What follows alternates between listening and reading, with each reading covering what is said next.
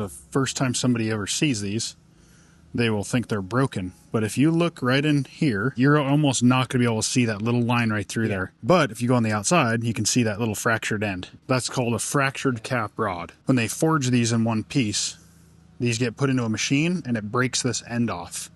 And then they machine these for the bolt holes and everything. That way, when this rod end cap gets bolted onto the rod, there's no deflection, it can't twist, because it's got that perfect mating surface with kind of a gritty, obviously fractured texture to it. So there's no pivoting, there's no sliding.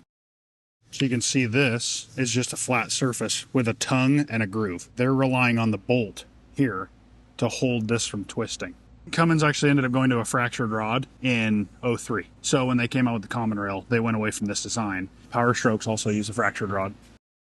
In factory form, they're great. This type of material breaks. These don't bend well. They're so hard, the tensile strength in them, it gets good, but when you start building power out of them, at a certain point, these are gonna break. They'll actually fracture like across right here. When you start running big power, the type of material that they're actually using in the connecting rod, built for way higher horsepower, they won't fracture, they'll bend.